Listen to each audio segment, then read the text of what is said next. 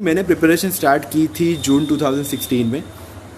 लेकिन फिर मैंने कॉलेज के 4 साल में क्या किया, तो मैंने कॉलेज के 4 साल में कभी कोई बुक नहीं पढ़ी, लेकिन जितने भी टॉपर्स के वीडियोस थे, उनके ब्लॉग्स थे, उनके जो कमेंट्स थे, वो सारे मैं पढ़ता था, ताकि मुझे पता चलता था कि ये जो सक्सेसफुल कैंडिडेट्स हैं उनमें ऐसा क्या है जो बाकी लोगों में नहीं है। वो सब देखते हुए मैंने खुद की एक स्ट्रेटजी बनाई। तो 4 साल मैंने जो समझा वो ये था कि मुझे 1 साल में क्या करना है।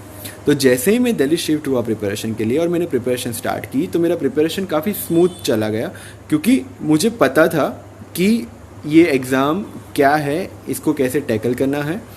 तो अब यूपीएससी में क्लियर करने के लिए क्या करना है, उससे ज़्यादा ज़रूरी है समझना क्या नहीं करना है। ओके, क्योंकि काफ़ी लोग ऐसे लाइन में लग जाते हैं। राजेंद्र नगर में, मुखर्जी नगर में लाखों लोग इस एग्ज़ाम की प्रिपरेशन करते हैं।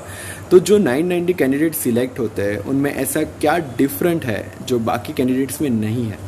ओके, तो that is where I want to put focus on. सबसे पहली चीज़ कि don't go with the flow, be the flow, right. आपको अपनी स्ट्रेटजी खुद से डिज़ाइन करनी है। टॉपर्स बोलेंगे कि आप ये पढ़ो, वो कोई और बोलेगा कि आप वो पढ़ो, लेकिन आपके लिए सबसे ज़्यादा इम्पोर्टेंट ये है कि आपको जो सूट करता है आप वो पढ़ें, राइट। जैसे कि मेरी प्रिपरेशन थोड़ी मैं इस आउट ऑफ द वे इसलिए बोल सकता हूँ, क्योंकि जैसे कि पॉलिटी में मैंने लक्ष्मीकांत नहीं पढ़ी, या रमेश सिंह नहीं पढ़ी इकोनॉमिक्स के लिए, या फिर शंकर आईएएस नहीं पढ़ी, या मैंने योजना नहीं पढ़ा, कुरुक्षेत्र नहीं पढ़ा, मैंने सेकंड ARC नहीं पढ़ा। Okay, and there are many more things. Current affairs के लिए मैं विजन पे डिपेंडेंट नहीं था, I was dependent on Bajiram.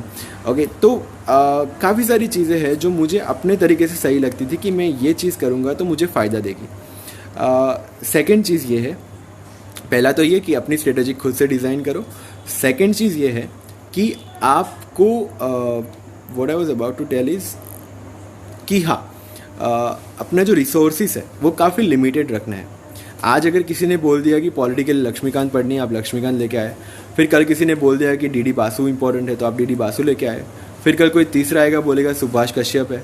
फिर कोई चौथा आएगा इन विल से कि क्लास नोट्स है, राइट। तो इन सारी चीज़ों से आपको भटकना नहीं है। आपके ध्यान में एक ही चीज़ होनी चाहिए, that is the syllabus of UPSC।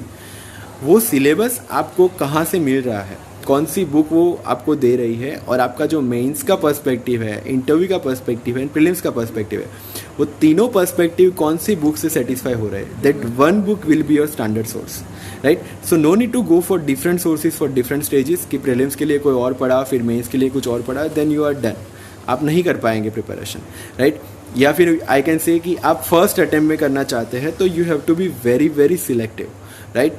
तो एक ये चीज़ है कि काफ़ी लोग बोलते हैं, and I will also repeat the same, कि इंस्टीड ऑफ मतलब कि 10 बुक्स पढ़ने से बेटर है कि एक बुक को 10 बार पढ़ा जाए और वही चीज़ों को समझना है।